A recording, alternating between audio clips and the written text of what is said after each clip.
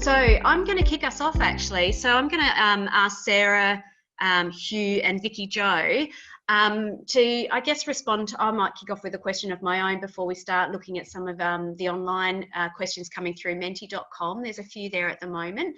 But I guess for the panel, one of the things that I guess many of us have been reflecting on as we're moving through this COVID-19 environment is how important people's ability to connect with nature, and in fact their increased use of the natural environment, has changed during COVID-19. And I guess one of the things that's also been demonstrated is how quickly we can move and change how we do business, or conduct our daily lives, given the changes we've had to make under COVID-19 restrictions, and that we can do it when it seems more urgent and in our face. And part of that has been around, I guess, it seems that people are more engaged with the science and actually understand that they need to do these different actions in order to address the challenge that we have around COVID-19. So I was just to start off with the panel, what do you think about some of those observations about what's happening during COVID-19 and how nature and getting out into nature and how people view it has perhaps occurred? And also that observation around people's, it seems, increased ability to engage with the science as opposed to perhaps climate change science. But I'll throw, Sarah, you look like you're nodding. I can see you on my screen. Sarah, do you want to kick us off?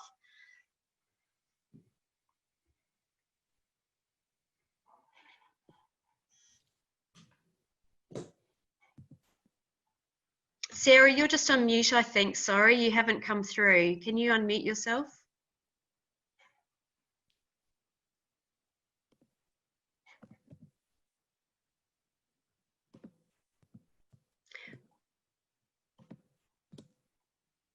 No, perhaps while Sarah... Oh, I can hear you now, Sarah. Yep, far away. Sarah, can you hear us? Are you okay? I might just throw to Vicky Joe. Vicky, do you mind responding to that just while Sarah's working out what's happening here? And I think Zoom's frozen for her. Yeah, yep. Thanks, Vicky Joe. Far away. No worries. Yes, I mean, I think it's been, I have taken two things that have been very encouraging.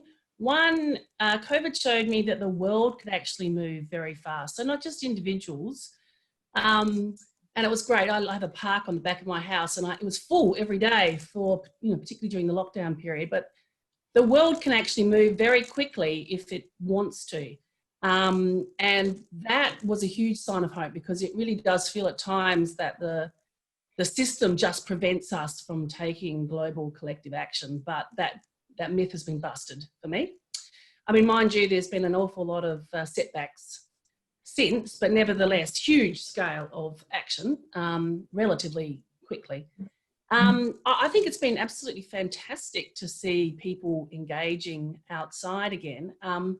There's been a huge upswelling of that also for, like, my day job at Trees for Life, people wanting to engage in their garden, wanting to engage in their urban spaces, etc. I think it's a really important thing for urban planners to be thinking about, again, rechecking what our plans are for Adelaide, because these green spaces are, incredibly important in the post-COVID world. And we have been talking a lot about mental, physical well-being. We're actually exploring this very topic, Nicole, during the Nature Festival.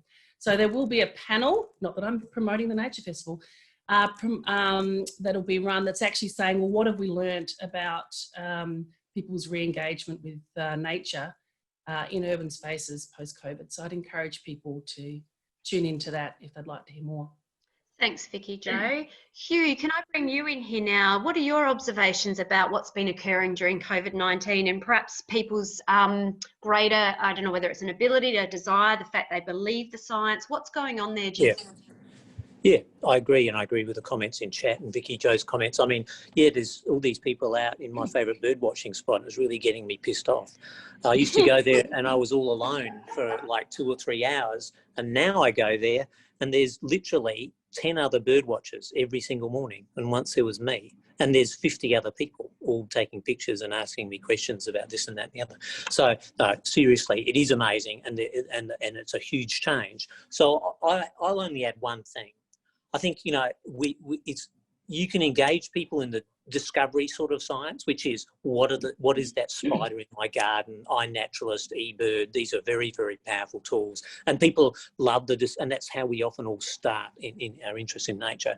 I think it's really important we move these platforms and the thinking and government thinking and NGO thinking around as what's changing and what interventions work. So the next thing is there change, which requires somebody going back and doing the same thing at the same time of day in the same place. And the next thing is what interventions work and don't work. So we have this challenge, I think, of moving this cohort of discovery, exciting, oh, look what's in my garden, look at the fabulous bird list I've made in my patch of scrub, to observing change, and then observing what interventions work, and then we've really done a great job.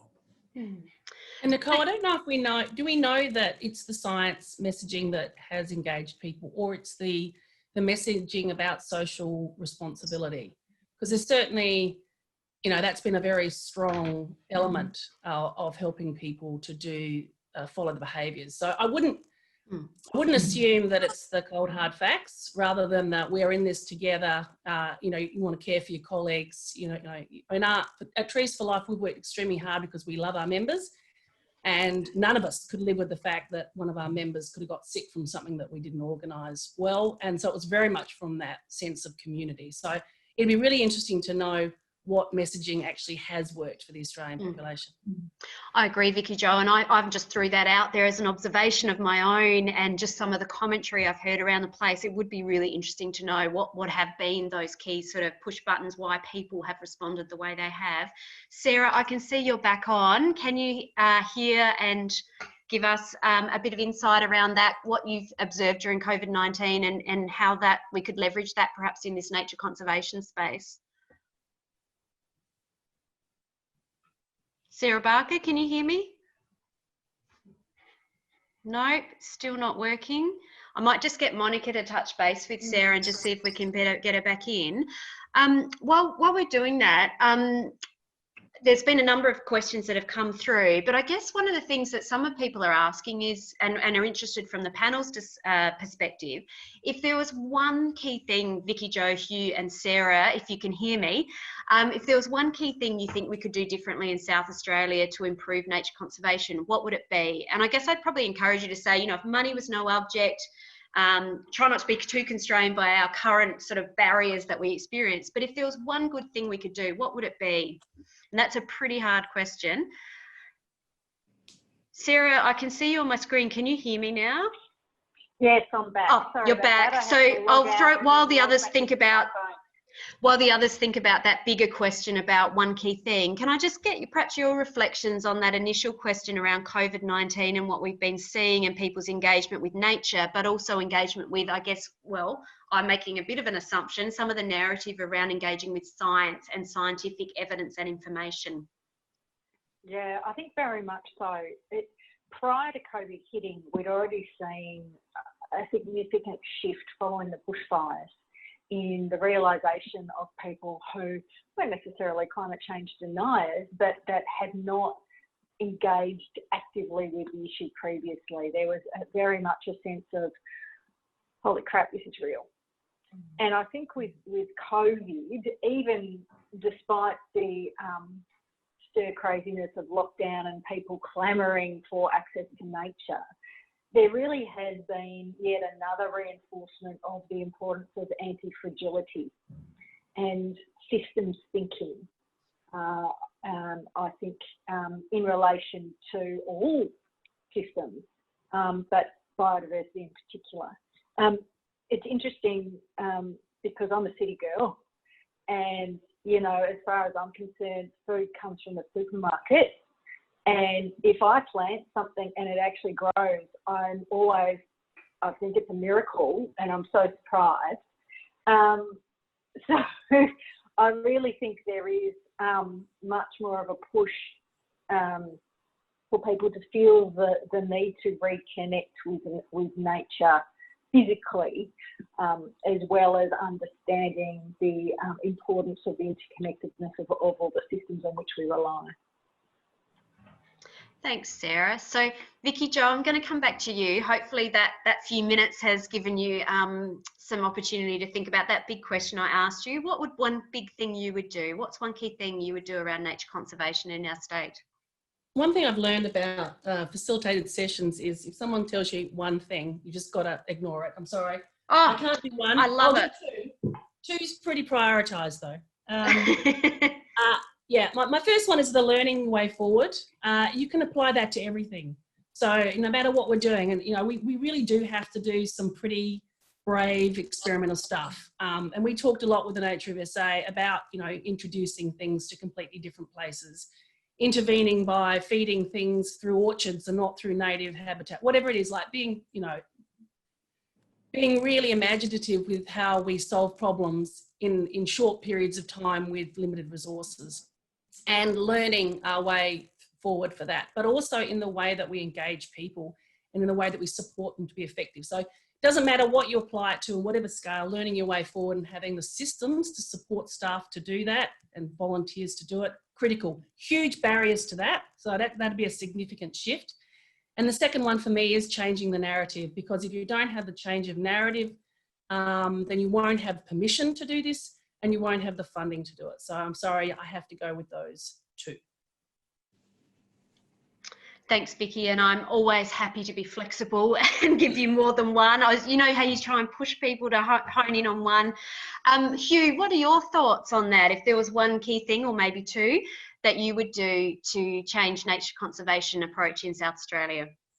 Yeah, no, I would never say two, because I would never obey anybody disobey anybody in this world when old white overprivileged men bless you. do what they're told. So my one is actually very aligned with Vicky Jo's. It is that we need to take some large scale risks with substantial interventions. So we talked about before taking risky interventions. So whether it is what's going on potentially in Yorke Peninsula is a great plan. Re-engineering some agricultural systems, which means that actually I could give you 10 answers to that question. Substantial rewilding exercises, bring back the 8 birds that have disappeared from the Mount Lofty Ranges or close relatives, and see if we can get them to go. So have a clear objective. I want azure kingfishers on the Torrens River.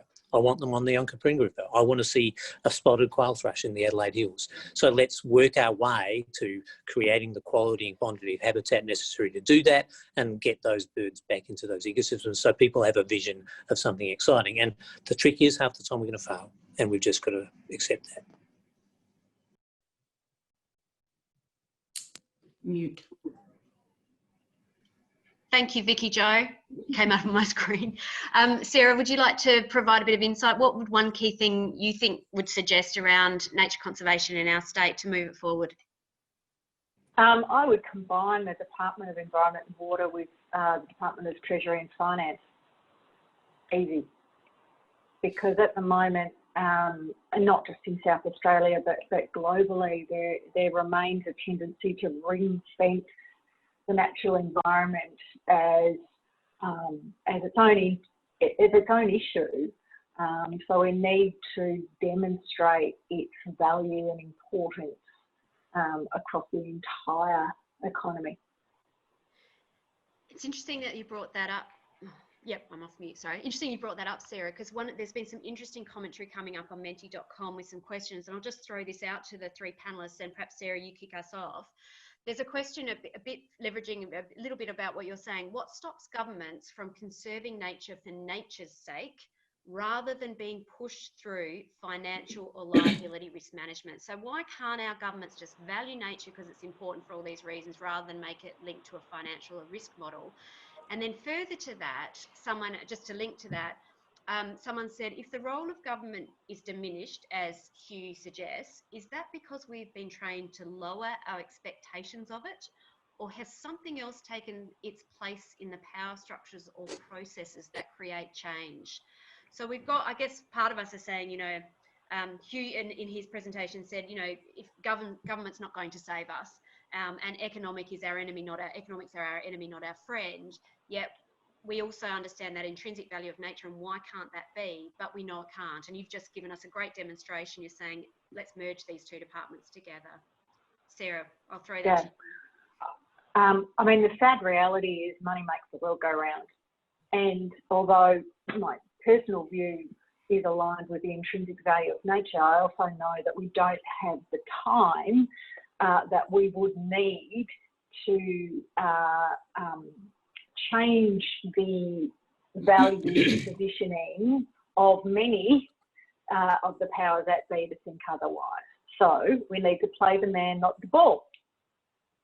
We need to acknowledge that many people have a lens that looks only through money and make the issue of relevance to them through their lens rather than trying to change the lens. I first got involved in this area about a decade ago because I'm a corporate lawyer, I'm not an environmental lawyer. But I got involved in this area when I was teaching the Australian Institute for Company Directors course, when I could see that the way that the environmental movement was trying to engage with business and government on this issue was all about polar bears. And as a corporate lawyer, I knew that not only do both directors and statutory officers not have to care about polar bears, they're not actually allowed to in a lot of cases, because they do have specific obligations to pursue articulated objectives that are more often than not related to money. So knowing how close we are to ecosystem breakdown, to my mind, it's a bit of a no-brainer to be able to say, well, this has got to be a financial risk issue, because there's only so long we can continue to live off the planet's principle rather than living off its regenerative interest. Vicky Jo, did you have some observations about that question, and really around why can't our government, why don't we just value nature for nature's sake? Why don't our governments, why do we have to always push the financial or legal argument rather than it's just we should be conserving it and doing better? Yeah, I find that one harder to answer than the second one about why it's not governments, why they're not necessarily the best fit. I mean, I'm very sympathetic to what Sarah's saying, but I also know that whenever there's been combinations of state and federal agencies with portfolios that have a largely business profit, financial mandate, that the environment has always disappeared. So if it was to happen like that, it would need to look significantly different than what we've experienced so far in the country. And so I think squeezing them together wouldn't necessarily bring about that realisation. Everyone has to have the epiphany that Sarah's had before that would work. I don't know why, because a lot of other agencies are very much in the intrinsic space. I mean, education's all about intrinsic messaging, so is health. I don't know why they're not brave enough. We've really been sitting there defending our territory for 20, 25 years. There was this national audit that brought everything back to numbers, whereas in the 90s, people were actually talking much more in the heart space, and people wanted species recovery for it was right for the nation, for justice reasons, for the reasons that Hugh says, it makes your heart sing, it's part of being Australian. And then we've been squeezed back into these numbers and evidence that actually, quite frankly, I don't think we'll ever have the money to be able to answer adequately. So, I mean, was it a strategy to do that in the first place, to just basically take away our platform for power? Don't know. I'm also very disappointed that environment became political. Again, when I started in the late 80s and 90s, it was for all parties. It wasn't ideologically based. Everyone knew they needed the environment. And in fact, I went to work for the Conservation Council in the early 90s, and they were predominantly run by Conservative. So yeah, there's Yeah, I can't answer it, but I think it's a great disappointment. I think it's a great opportunity lost for them. So I'll let you tackle the one, and come back to the second question.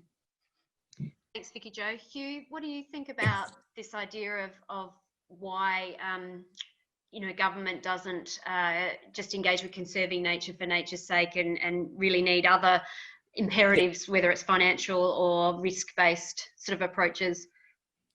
Well, government has no money, and their budget for the environment has halved, I think, federally over the last 25 years. So I don't know the state government figures, but when I was there on National Parks Council, it was already going down. I don't think it's going to be better. I mean, I think the key is in the conservation is a long, long game, and the only people who have the tenacity to pursue it is community.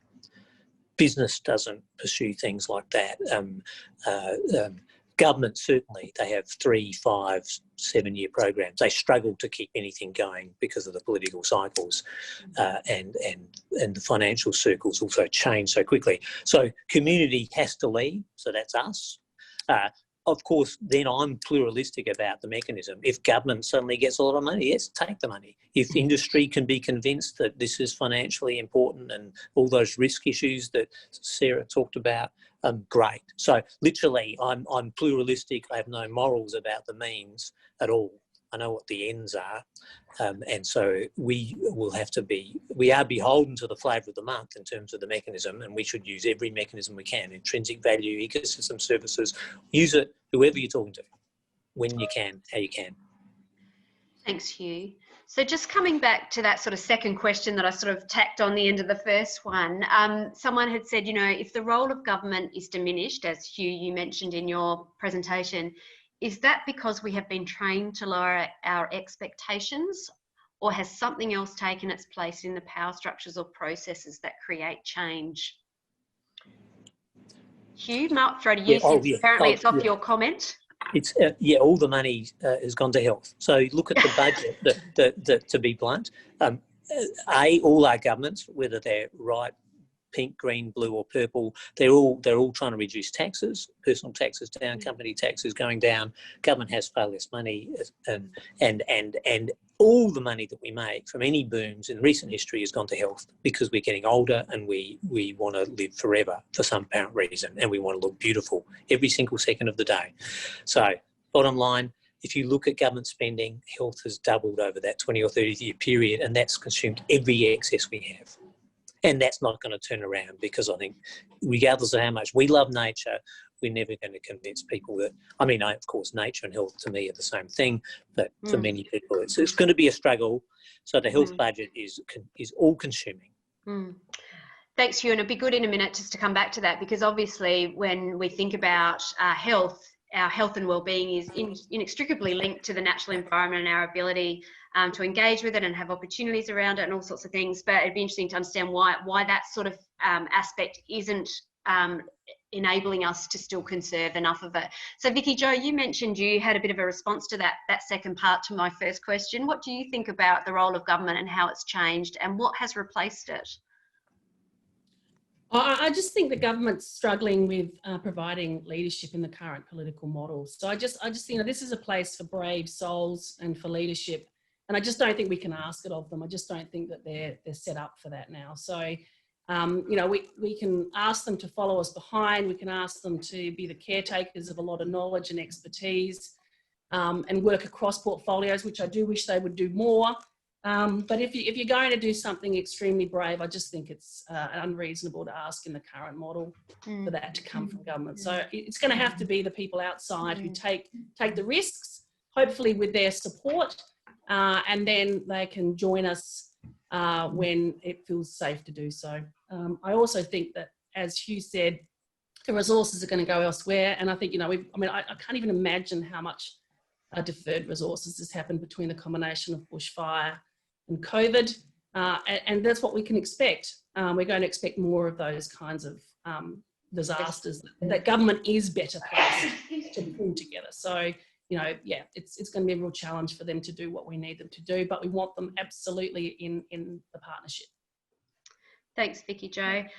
Just while you've been talking, there's been a couple of points sort of linked to that sort of connection around health and wellness, and the comment, the money has gone to illness, not health. And if all the money had gone to health, then surely there is a link with climate change, trees and nature collectively. The Heart Foundation have produced some excellent reports regarding the importance of environment management to sustain healthy communities. And I suspect no one in the room is unfamiliar with those things. And I guess that's part of today, is really saying, what are these actions that we can identify to change our relationship with nature and foster this shared responsibility for its conservation? And I guess part of what we're talking about is how do we make sure that that message is much, infiltrating every part of our society. So wherever we're going, it's not just looking at it as an economic outcome, rather than all the different multi-benefits that come from conserving nature. So just some things there to think about. Now, there's been some, sorry, Vicky Jo. It's also certainly been mooted for some time about combining environment with health too, for very similar reasons to what Sarah's saying, but yeah, basically putting them on the same map too. So it's another department governance thing that's been thought about.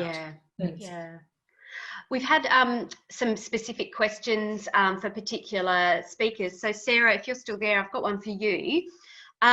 Thoughts on an Australian program for paying landholders for diversity / economic sustainability, as per your comment of the EU UK landholders? Could it work?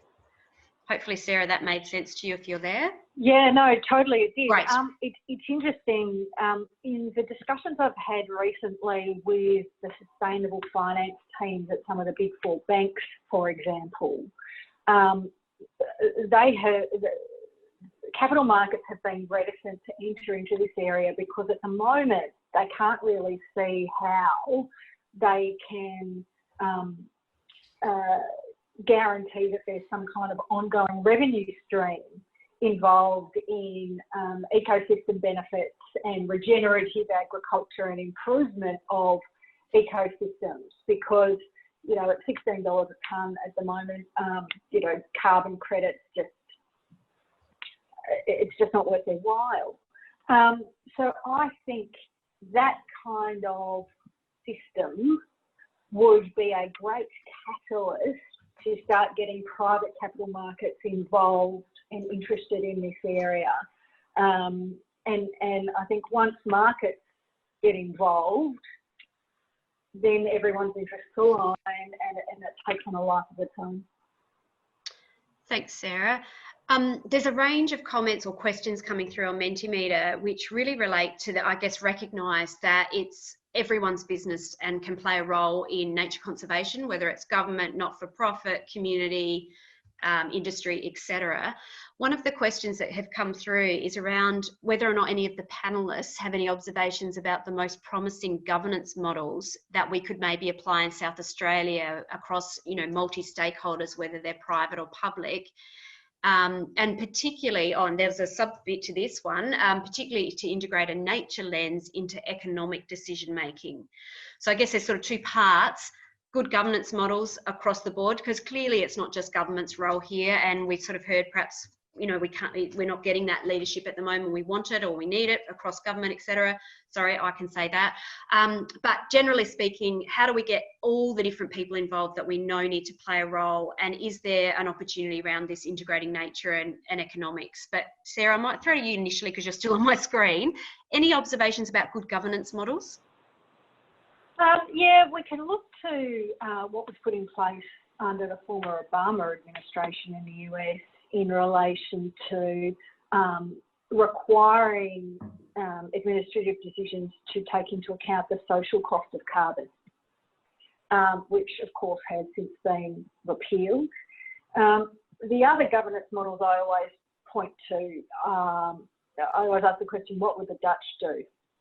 Because the Dutch have been, necessarily given their topography, very advanced in really leveraging a collaborative approach across all levels of government, across all departments, between public and private sector, in terms of a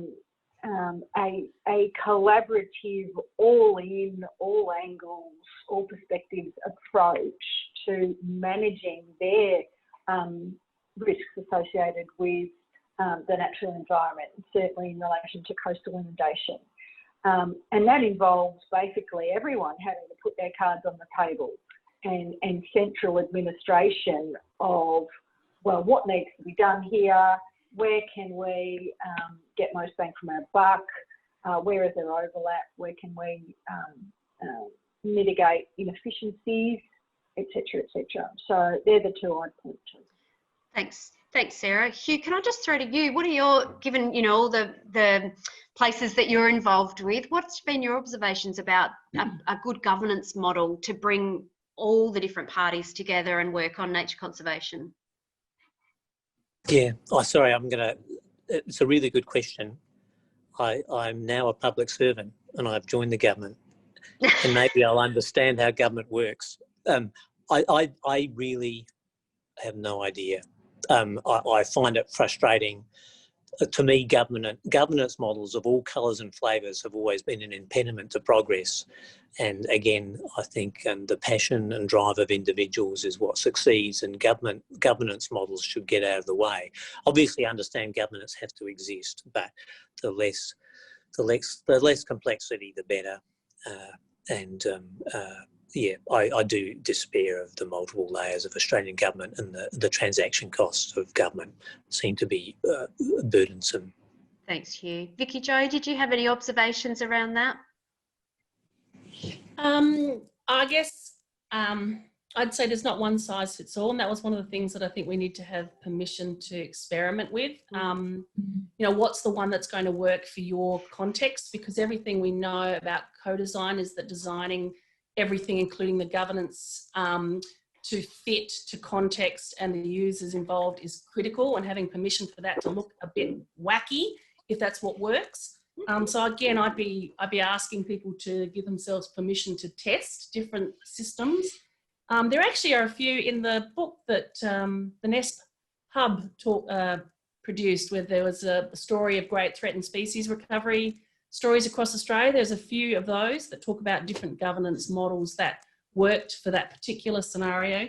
But actually, I'd really like us to go away and have a look at some. I mean, the story about wildlife corridor advisory projects is really one of governance, because a lot of those projects failed because they couldn't get that right. So having a kind of really good deep look at what governance models we've got out there that can stimulate your thinking would be worthwhile doing. Thanks, Vicky Jo, and I totally take your point that there often is no one size fits all in these processes. I just want to end our panel discussion. Like, we've touched on government's role a little bit, we've touched on sort of business and that risk approach. Let's talk a little bit about the community. There's a really interesting question here, and I guess obviously, and I think Vicky and others Vicky Jo, you talked in your presentation about values and connecting with values, etc. And the community obviously plays a big role, and I really like the way you talked about valuing nature in all its forms, including the novel, I think you said. So, not just being a purist, like it's only nature if it looks like this, but there are many ways that we can have nature. Someone's asked the question, how do we facilitate conversations around native vegetation management with communities whose views of native vegetation have been shaped or influenced by recent catastrophic bushfires?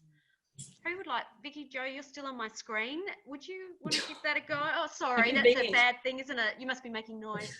But I guess I have to warn you that something is being demolished in the back of my house. So there's some bang, bang, crashes. Hang on a second.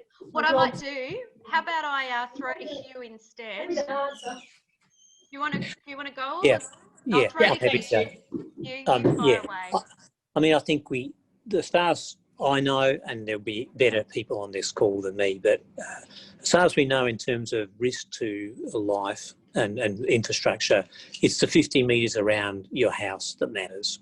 So all these other issues of landscape management are more or less irrelevant. It's what you do in the 50 metres around your house, and I think you probably should have every right to do what you like in those 50 metres. I have in that area proposed other sort of solutions.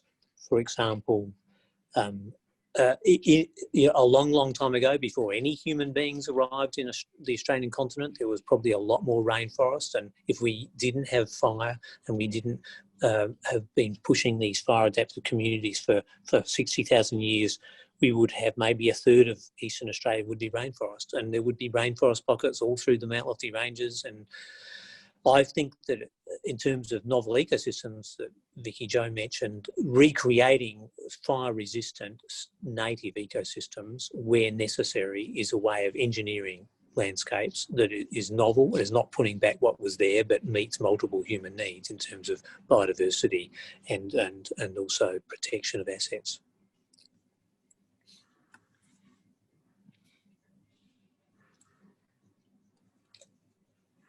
No, okay, not getting the hint. Nicole, you're mute again. Thanks, Vicky Jo. Sorry, I was busy trying to do 3 things at once. Sarah, can I draw you into the conversation about the community and perhaps how they value, native vegetation, given the recent bushfires and the impacts on them and their property? What do you think about, what does that mean for having these conversations about nature conservation moving forward?